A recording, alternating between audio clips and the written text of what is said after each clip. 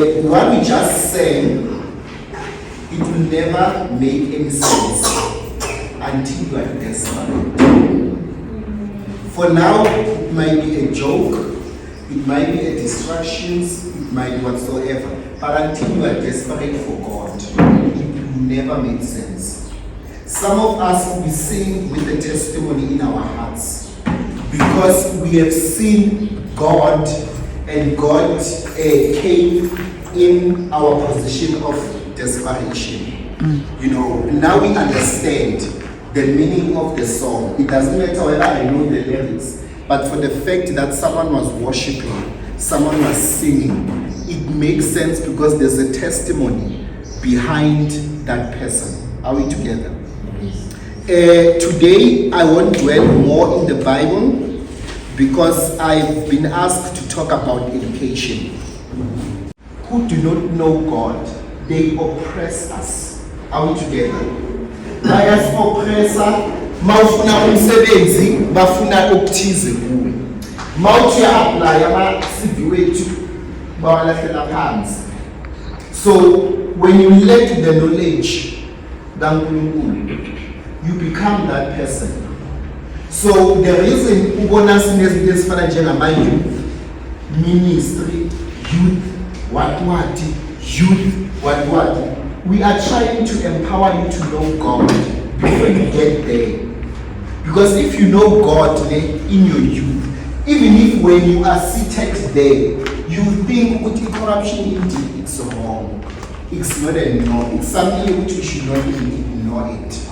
Are we together? But if you don't know God, yes, you can sit there because we are in our opportunity if you are evil. But in your evilness, you will oppress us who wants to work faithfully. And you even want bribes from us. And it shows what we do have the knowledge, but we lack the knowledge about God. Are we together? So Mina, I wouldn't advise, according to my experience, I wouldn't advise you ukuthi khula ungamazi uNkulunkulu. I will never say that to you.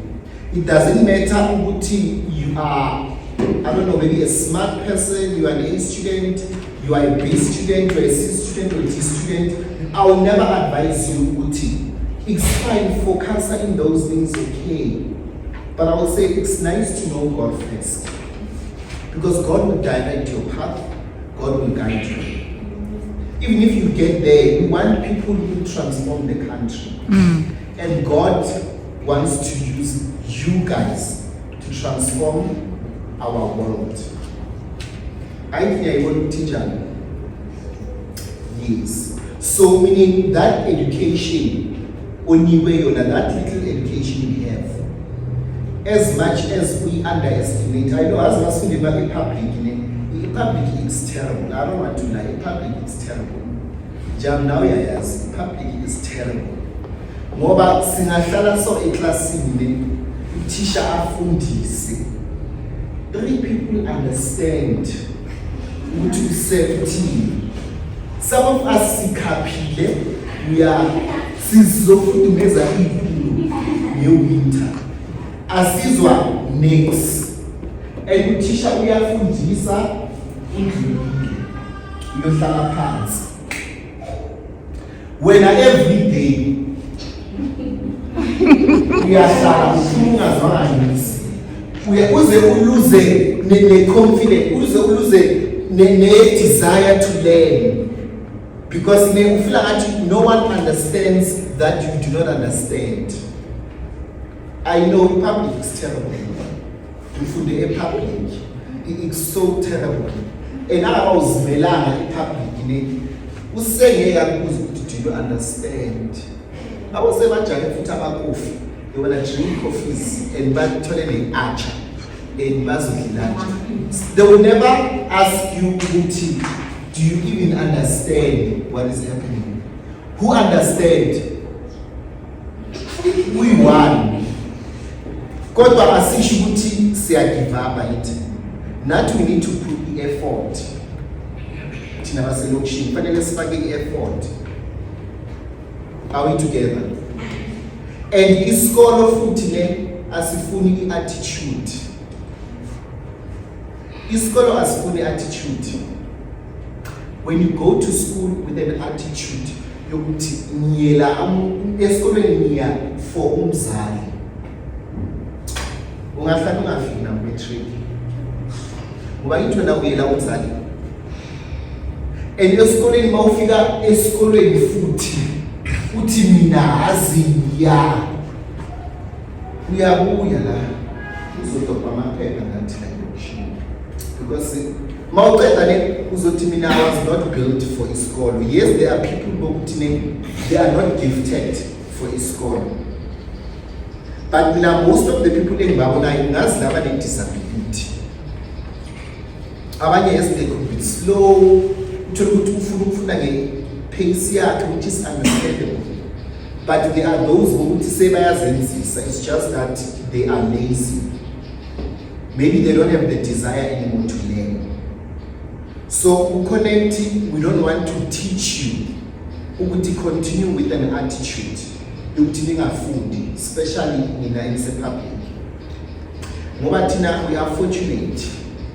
Those who knows we are fortunate because in our church we have people who they come from the township. But they went to school and they did better with their lives. Are we together?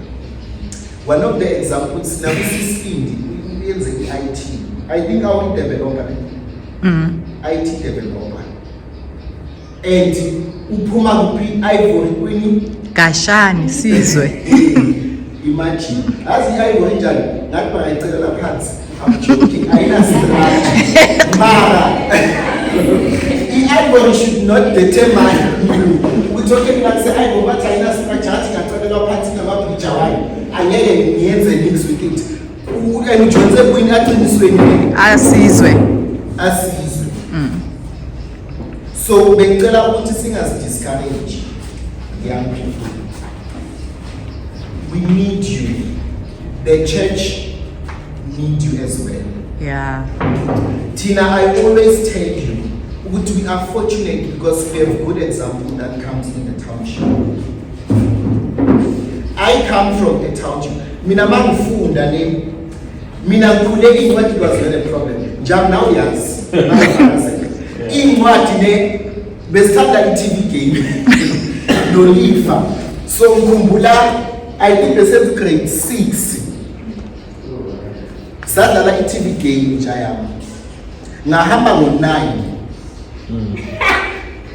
Mangabe ngo-9 okay ngafika endlini obviously kuyadla ngesikhatheni futhi nabe sisaba namanzi ayinokugeza kusasa siyalala masivuka okay ngaprepare ngaya kabolifa ngesikhathi mangifika kabolifa ulifa usadlala i-TV game hayi njani kulalile wena no njani ngazi mina phela ngicede i-stage lesangifika ngilwe neboss lifa kulalile nje wena aza amehlo ared uma makalifa bekaphuma ayimsebenzini ulifa umthola kula nithi njani kulalile nje wena no azingenzeni iboss ngishayile emunyile sekudlala kumstree manje ngifuna ukulwa neboss ngithi ngathi ithi nami ngidlale nami ngayishaya leboss sadlala i-TV game lo ngathi kushaye u9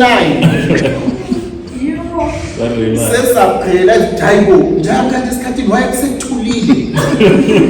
Now we take our bags, we are silale esekelo ulifa naye uduze nesekelo bekawe sina bekulala isithama eftingiza la ecaca for activity game then siya esikolweni masifika bekulama security I don't remember why we late.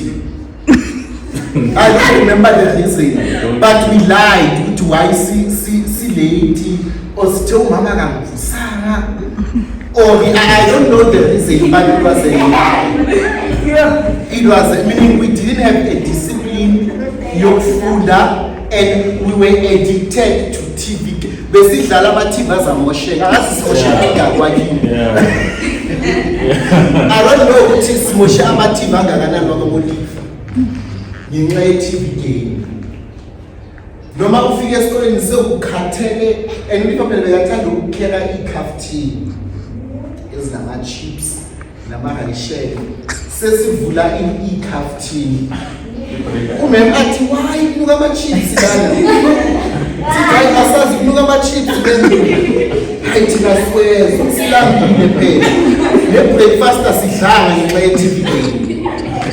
So I know ukuthi i-public ne singabantwana abanjani, like angicala ukuyibona ngani, maybe now it's even worse, I don't know, but abazali bamanje I think ba-upgrade thina bebangasinaki ukuthi siyafunda anifundi ngoba nama-homework azibhala kumema kangena khona ukhumbula ukuthi ukunike i-homework and masifika e-high school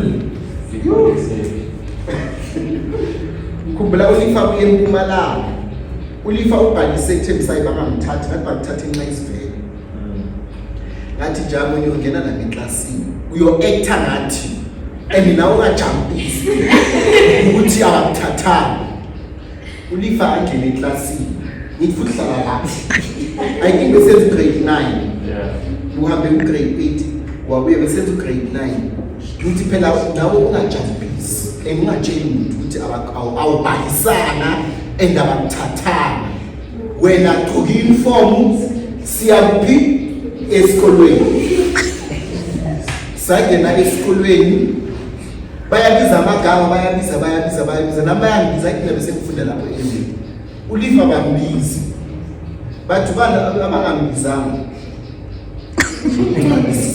athi mina angazi maybe ngijambule ngisini bathi ubhalisile athi ya uma ubhalisile awona ingcolile ngifume esikole ne-time ulifa bakathi bamregister kanjani but bagcine sebamregister so meaning ukufunda kwethu we were not perfect ekufundeni kwethu and there was this one time bengenza grade 10 just bengenza science I said I hated science with all my heart but nayenza because imenze grade 9 ngayiphasa kahle i-natural science I enjoyed maths grade 9 natural science ngaphasa kahle ngangena grade 10 and bengenza isiZulu umtsokane bengenza isiZulu. So there was this one class esiZulu wesibanini amazulu ayinto wafeyila phela ngawo amathonga ahlakaniphile I'm sorry to say that mina by the look of things ethembisayo iphasa amapedi namatsoka amazulu bekunenkinga manje eklasini esiZulu besibanini njengoba ngithi phela e-public banokuthi bangakunaki ukuthi uyafunda awufunda so masihleli ngikhumbula umema afundisa ume la njengoba ngibeka so sihleli kuphi but asihlalanga ngoba kunina ngithi nje we are sibinyanile you know so makafundisa umeme some of us sibhekeleni umema abantu babhekeleni thina sibhekeleni umeme uyafundisa hayi siyakhuluma sesithatha lana kuyashisa sizulu nasi like uthini umeme cabanga ngibhekeleni hayi loyo makafuke ngikudakukala yancana sobuza hayi ukuthi yabo hayi sesiyachubeka sibhekeleni yes exam bakhuluma ngale ncwadi le umeme bekayiteacher nama-poem not even one bengiyazi negama lencwadi bengingalazi ngoba ngesikhathi sesizulu thina sibhekeleni umeme ungapha uyafundisa lapho ukuthi vele shembona bayazi into abayizele esikolweni bazama ukuthi babhale ama-notes at least babuze ukuthi yiphi igama lencwadi some of us sibhekeleni and unyaka waphela sibheke kuphi le ebheke and iphepha baliza ladabula zonke yabona that grade 10 leya bozothi sifeke sibaningi ngoba yithi kunama-repeaters amaningi phela grade 10 siyagubha some they know it ukuthi i-9 ne-10 bezishaya ngoba sithathe ama-subject sithi phela bathi i-physics yiyo ebetter labo ama-general ba-slow singene ema-physics ngoba bama-general ba-slow. So ngoba sithi thina si-fast sihleli la. In my class we 44 ngaphasa 8 bakhona 4. In my niece's class ngaphasa 1 nebayilekisa something ngaphasa 1 bakhona 2. Kusayensi sigube indlela emangazayo naku-accounting ngafail. And masesifeyile phela number 1 i-option yokuqala yini? I-option yokuqala is to drop out. Ngikhumbula manje ulanda i-report. Ngithe mangivula i-report yathi fu. Ngathi yini leyo? Badoza sibona ithi how we bamba with your life. With your life. Mayivula ithi ngiyayivula ithi fu. Ngithe mangifike endlini ngagijimele toilet. It was the first thing. Ngangene toilet. And as a toilet, I love the toilet. It helps you to think about your problems, and it helps you to think ukuthi wena phela la emhlabeni kahle kuze uyibani. Whoever lo odlala naye awumazi ukuthi makulalwa yena uyafunda ngokulayalala. You don't know that. Ngithe mangivula pasi ithe fu isign ithe fu manje yathi fail. And they are failure ukuthi ne bathi so. Meaning maths, physics, life science, isiZulu. Ngoba nami bengingasabi izinto ngathi sesibambile. Ithi mina I'm a genius. You are a scholar with attitude. Ithi mina understand yabamba nje phela. Phela sengiyaqabanga ayithi ngiyabheka le ngithi mawusethu lethu ngiyacabanga phela kahle bendlala isizwe understand ayithini understanding ngithi inkinga yami le uhlakaniphile. That's the problem. I understand about mina inkinga ukuthi I'm genius. I'm going to school. Hi chief. Ngathatha i-report yami la public siyadelela ngithi. Yes. Mangifika ngathi se no kinga wena kaloku king awusoli king hanti kile nanga sifail for any subject awukhona phela nane kile kukhaya maybe go grade 9 so no ipass up ka level ma life science grade 10 no ipass ka mani phela sengiyayibheka kile ipass ka level but awushuri phela ikaza ifail amenzi ahambe uyiphasa ka8 uyiphasitse hayigayi this year uyiphasitse first 10 but it doesn't mean phela ikaza ifail phela kimwenze handle exam asizulu sona no understand unobona umbuzonga hanti usizulu ukena yakhe kuyekeni isizulu from primary from grade 1 so ufailure yakhe is from grade 1 kuyekasi understand nakikhaya mama ngoba ufailed 4 wabona if only no 2 nikla at least go subject e1 ikene 2 marks a year 3 to utsamana mama 4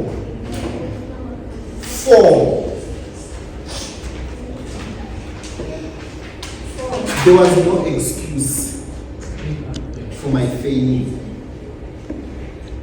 It was my most horrible year. And as you put us about failing planning, but sometimes with you now failing, why not failing? I see as you that you see a bomb. Hi, Mama, since you next year, that we are going to science, and I'm not going to be my job. We would see siye kuphi kuma-general sithi ama-general kanjani nathi sesithi sislow siya kuma-general ukuthi sikhona ukuphasa and thina be-science masifika kuma-general sikhebelofekisa leso sikhathi siyarepeater and thina esirepeatayo le mabafika ama-grade 9 who are now grade 10 bala you know besiza ukuthi ayidlala yasipita yobazofeyila futhi thina and thina masifika ku-science phela ne number one we were disciplined is just ukuthi thina besidlala nkosi yami those who were serious ne they made it but then i-option yaza yokucala ngathi ayimina ngiyayeka isikolo ngithi phela malume mina ngisikaxikolo akuwa usikashikolo because ngifeyile akwacala kufeyila ukuya akumanje uthukela because it's the first time it means you can improve and nawe uyazi ukuthi bowudlala yabona that one is a fact you know yourself ukuthi bowudlala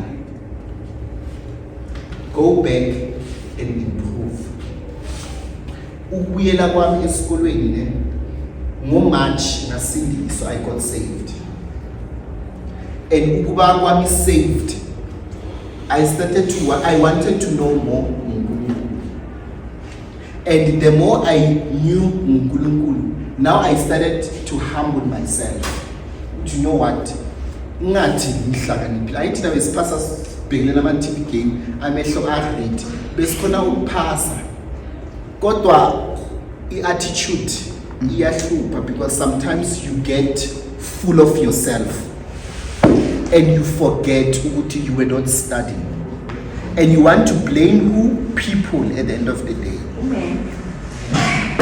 and ngafunda mina ukuthi umema akazondi muntu umema uzonda izenzo zethu that's what I've learned at school and the more I started to know uNkulunkulu ne bese ngifila guilty if angibhalanga i-homework uyabona i-sense of humor seyiyabuya manje i-humanity now it kicks in mangabhalanga umsebenzi wesikolo I started to feel guilty ukuthi hey yazi angibhalanga umsebenzi wami umema uzoba frustrated sengiyamcabangela manje and bengeke ngicabangela if I never knew Christ bengeke ngicabangela ukuthi uyenze i-effort yokuthi azongifundisa nami ukuthi ngifunde ngizochange my background as well.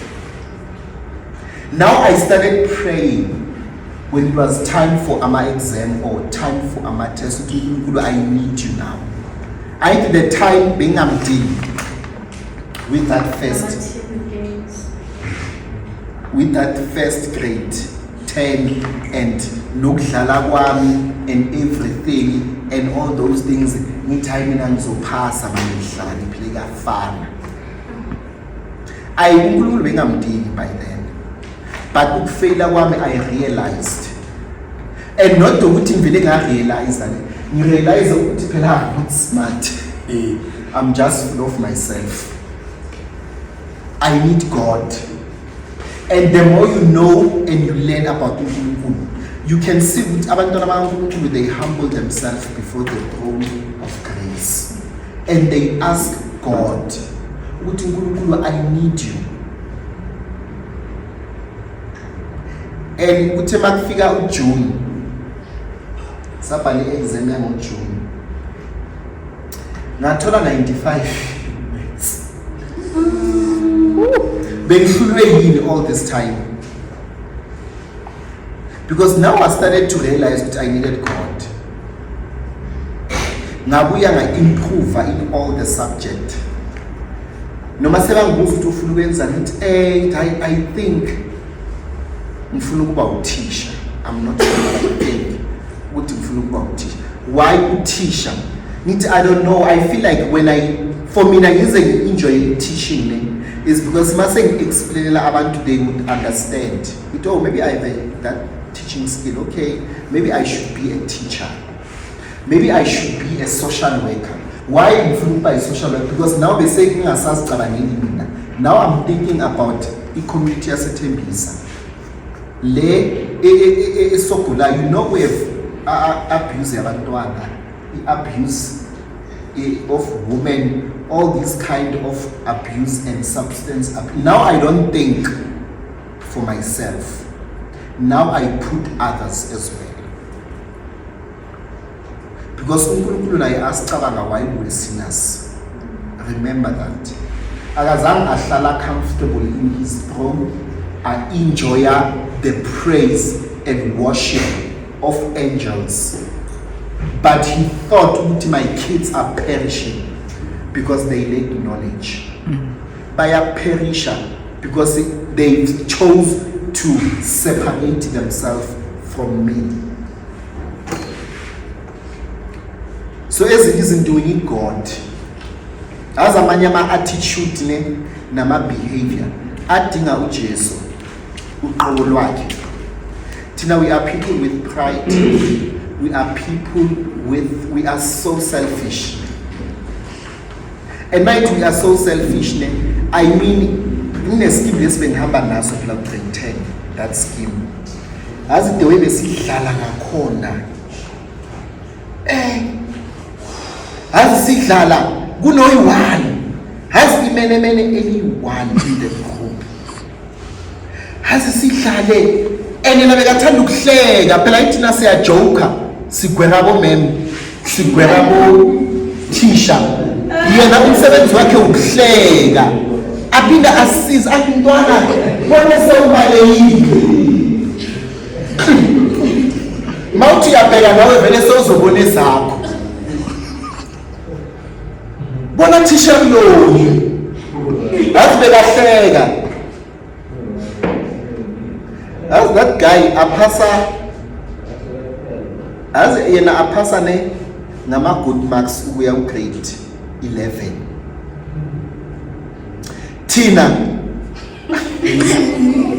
Tina esiyenza ama joke and into ebuhlungu ukuthi bekasiza. Do you understand me? And ngiyanazi ukuthi ngiyabathanda abangani and nizolimala bafethu. Asi nokuthanda uNkulunkulu kuqala nizolimala bafethu. Asi thina salimala because asi bekasiza and bonke kumbona vuncwadi eclassini never. Bengeke ne avule incwadi ngoba akafuni ukunika the idea yokuthi uyabhala. And as ayenzani incwadi eclass makafika ekuseni yo teacher komndeni lengane ntwana ukukopisa isikwalana. Abhala izinto zakho ezirong. Use amakhe athi but ku-test uphuma number 1 umuntu. Mara ukopele wena. Izinto zakhe ezirong and asibhale azibone. That guy uthi makafika ku-matric le besaphumele ngaphansi time wena uyimenemene yikusifika esibhaleni so. And uthi makafika ku-matric vele ne asibonisa kuphela yena kahle kahle ne dala understand all this time. And then uyazi ukuthi kufunekani njengoba aku-matric. Uyazi ukuthi le report le izo-apply ifanele iyo-apply kuphi e-university because akhipha ama-distinction kuphela ke. Angena e-vets. Ayenza i-mining engineering. Thina sikuphi? And siyamlandela ngithi.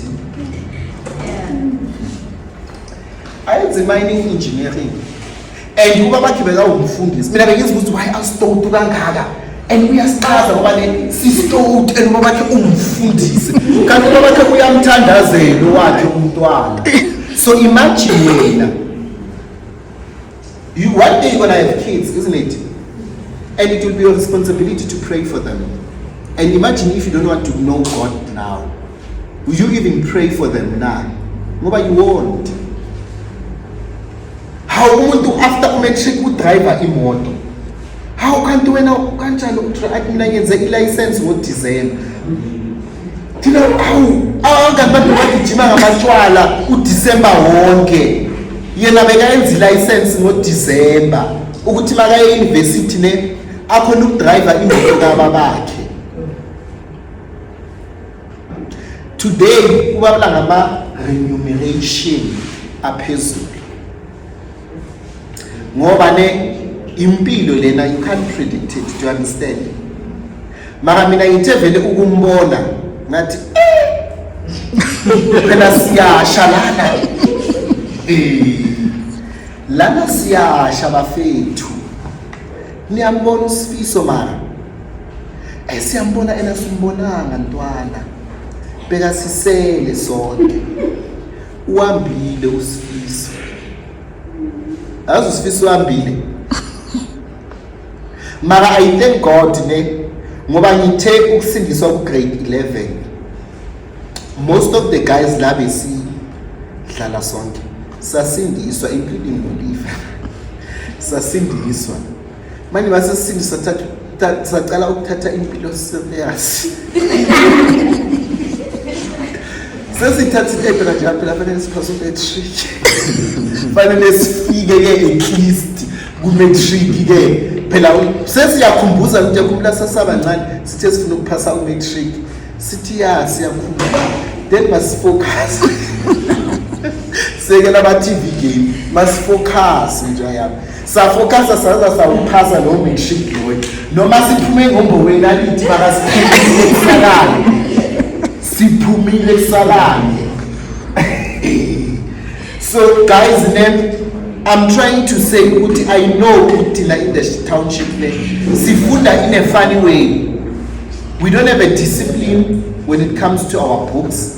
And abasibuze ezindlini ukuthi ubhalile homework awubhalanga, ubhalile angibhalanga, kuyafana in day one, but let that be your own responsibility.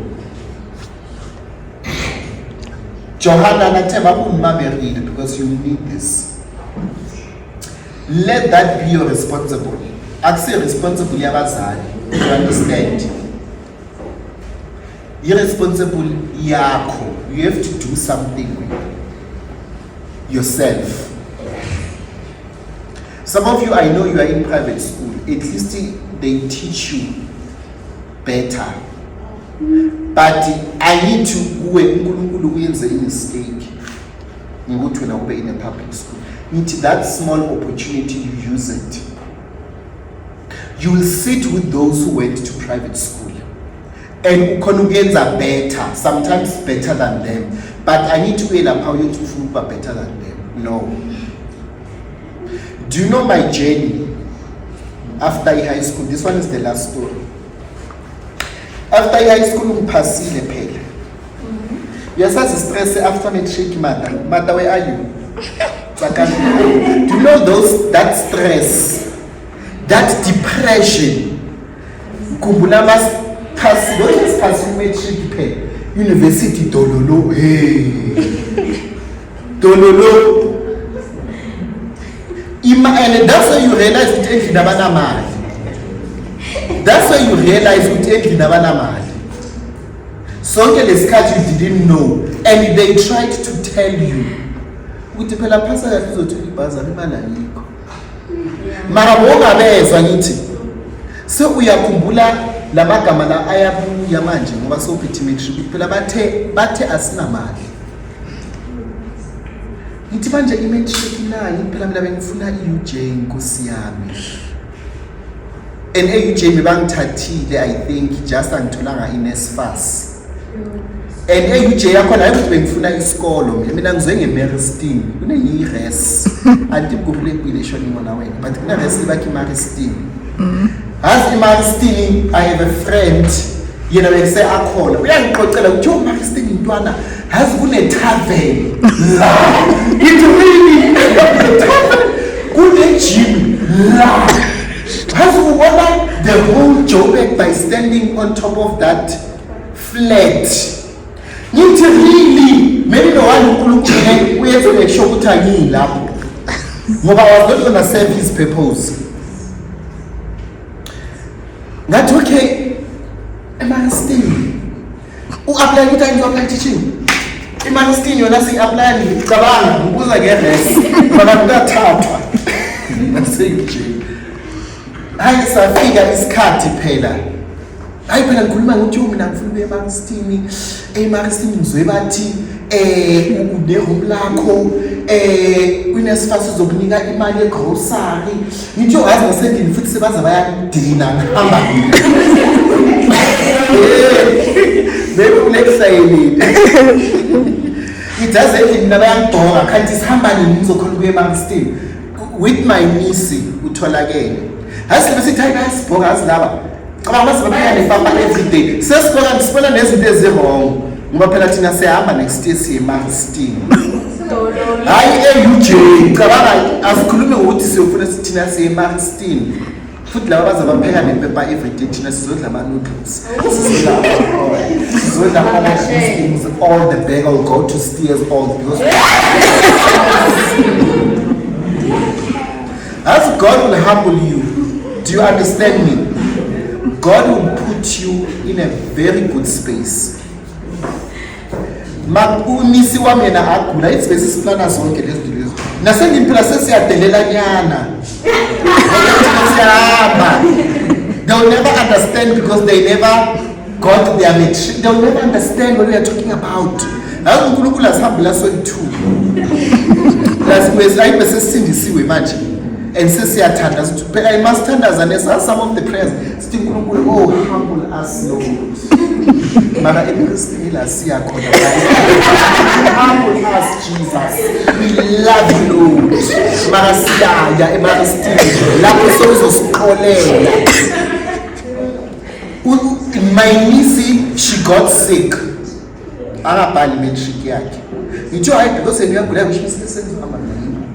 Kanti nami uzothi mayize i-matric certificate inesifas yathi dolo nothing. Hey ngasithola sengise i-WC i-WC u-applyani ngithi ngifuna ukuyenza i-financial management. Ufuna ukuyenza i-financial management baphinde bangibuze bathi futhi ufuna ukuyenza ithi ufuna ukuyenza hospitality. Phela sewufuna ukuzenza awusazi ufuna ukuyenza ngoba phela the disappointment that took place. God is working in my heart. God is dealing with my character at that point. And bengingakayibona ngithi mina hayi ngithi uNkulunkulu mina as I prayed for EUJ and I've never prayed for EUJ. I prayed for Emergency. I prayed for EUJ, didn't understand my prayer. Maybe there was misunderstanding with all of this. Okay, sengisemthwane college. Okay, eTshwane college ke uzoyenzani? Ngithi kunani? Besele. But kule technical ngithi ayisengizoyenza technical and I'm not even there.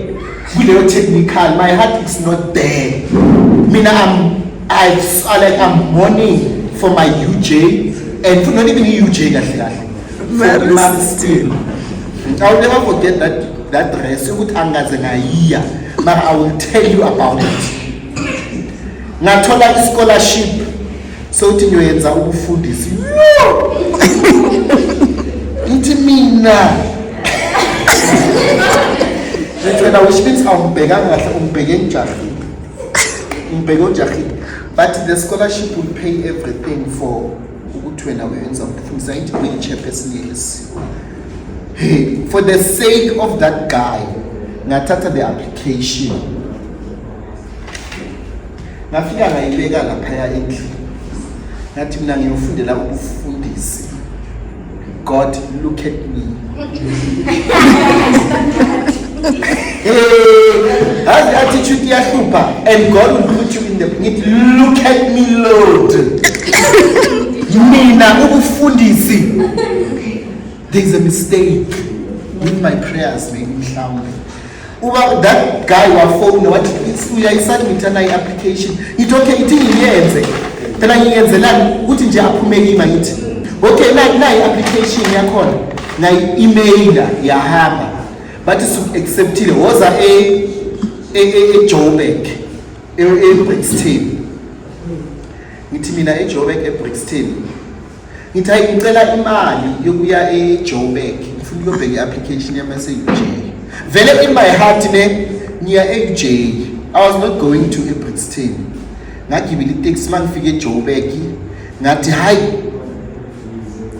ngoba ngifika la ngathi hayi yazini mina angifuni ipastoring ithi ngizilahlekise indlela beyiyale mina ngayale ngiyayibona ukuthi na indlela straight ne but I took this one ngayale mangizwe ukuthi azi Holy Spirit ithi buyele emuva uye la ukwagibela khona itaxi yase Auckland Park ngithi mina I'm going to like ngiyalahleka I wanna get lost maybe uNkulunkulu uzongizwa ukuthi ngifuna steam mangilahlekile ne uzonginaka uGod angizithole sengukuthi ngiyalahleka ngajika fast ngayogibela itaxi but ngithi ikhona itaxi kuye Brixton but ingapha ngithi le iyabe bathi iya eAuckland Park indlula ngase uJenjo nje ngagibela yona yangahamba itaxi kanti the guy umbuzile ungizwile ukuthi ngifuna itaxi ukuya kuphi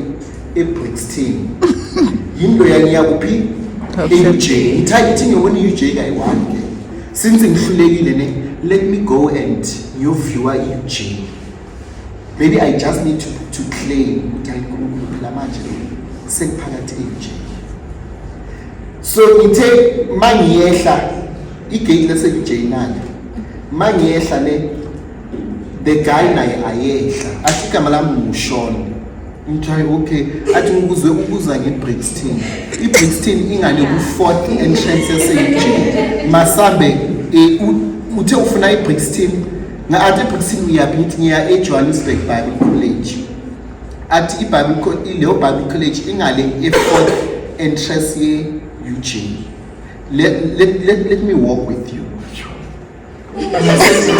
say yawo come on kama ngibona iUJ yonke hayi ngiyawoka uyangithola igama lakhe uShawn uyenza ilaw ifirst year yakhe ngithi yo hayi kuliqhubishe nayo yes why thina yesingayenza ama first year wethu la nje benze ngoba nje ngihlala eBrixton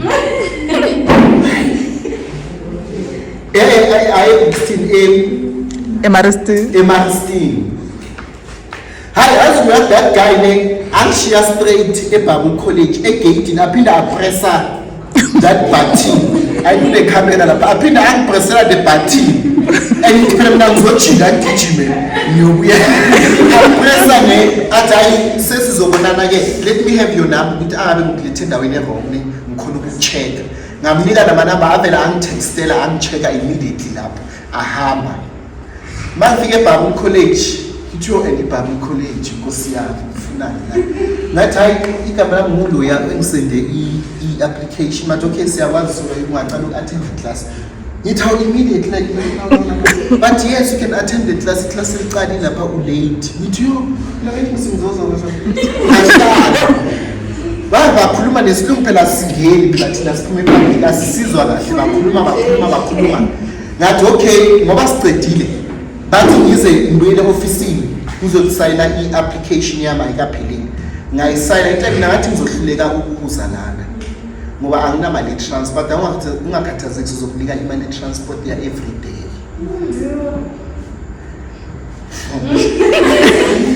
hayi phela sengiphatha amahlobo ngithi it's fine I will take it ngayithatha ngahamba sasa wakhona ngangani the following day ngathi ithi ngihambe ngiyobona futhi maybe ngizoviwa mnyana lapha eJoburg as I became a student salapha ngayenza i-ministry and let me tell you mangibele ngifunda ne maybe it took me 3 months battling with God ukuphila uNkulunkulu mara why bengidinga iMarstein why mangibele ngifunda about uNkulunkulu ne I started to forget and I started to be equipped sengicala ukubona ukuthi uNkulunkulu had plans all along it's just that we plan too much and we plan without him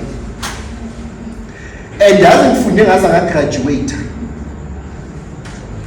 and before graduate I was a student at UNISA and I've enjoyed being a student at UNISA because I've realized ukuthi ngi-student ukuthi I learn better when I'm alone even if there's no lecture I'm able to understand the content and Eunice ngayiceda at the record time bathi uyagubhe Eunice nayo enye into but mina ngayiceda at the record time bengenza iBible bengiseBible college second semester ngacala kuphi eUNISA ngaza ngayenza idiploma because I've enjoyed to learn about uNkulunkulu and it wasn't my plan but uNkulunkulu une plan and excuse me uNkulunkulu will humble you at some point. Do you understand me?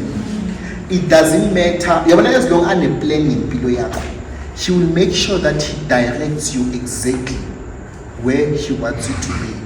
Bengizoba ngingamanga la if it wasn't the plan of God. Mina bengingaplananga ukuba youth leader yini. It wasn't angikhumbuli ngiyibhala nami diary.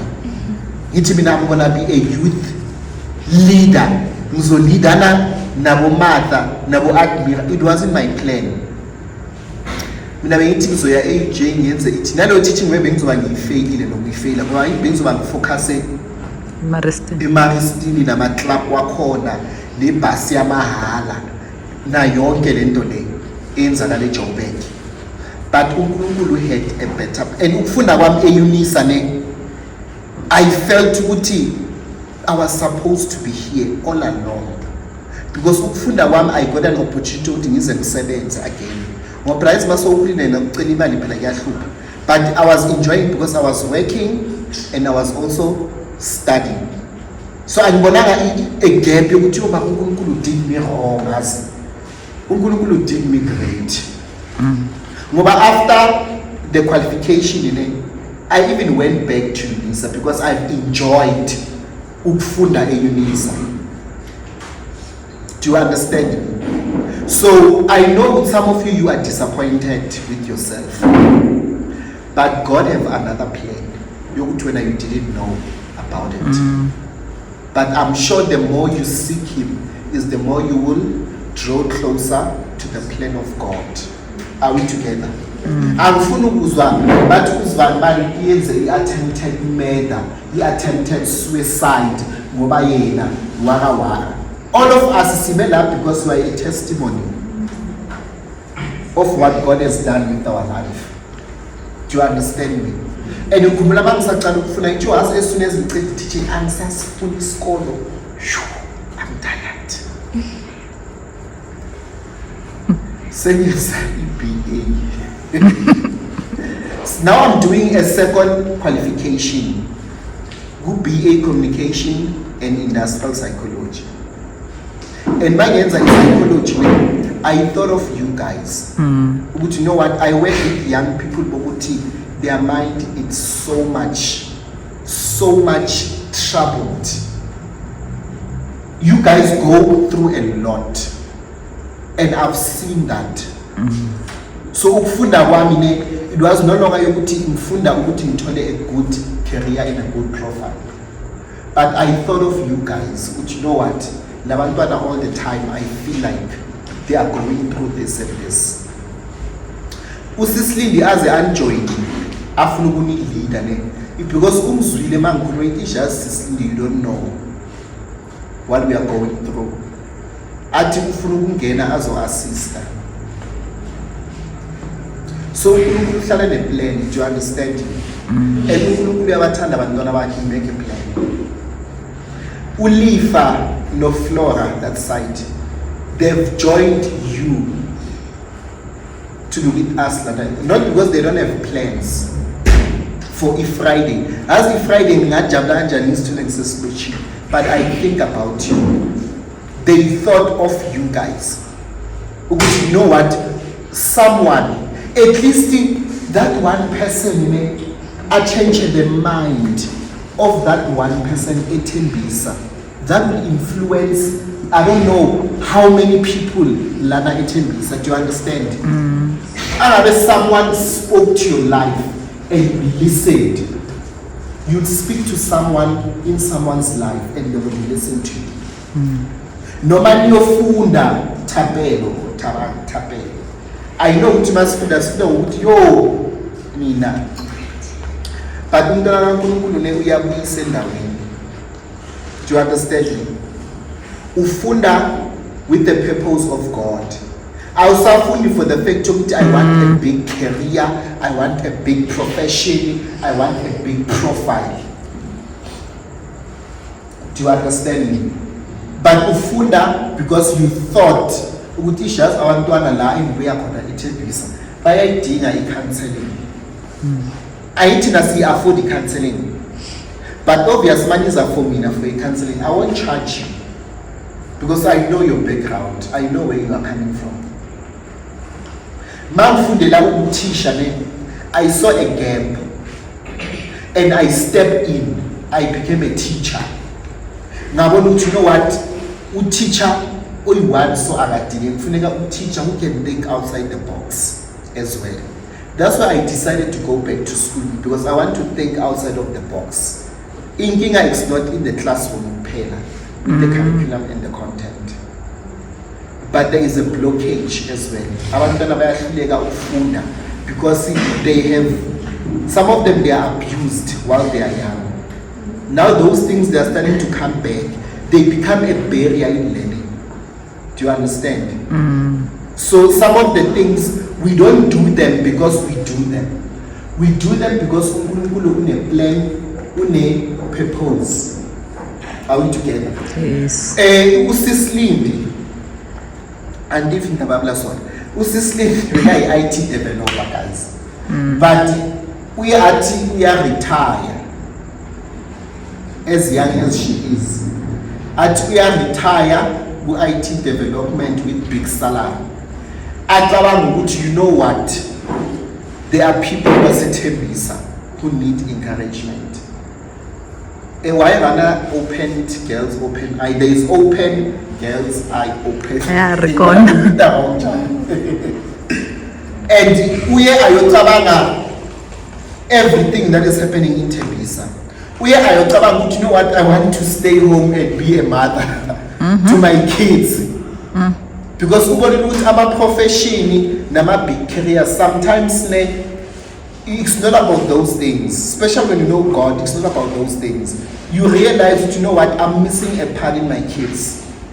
I'm missing a part of being home. I'm missing a part of stepping in the church and start serving the church and serving the community of Tembisa. Do you understand? So one day some of you will go on that road.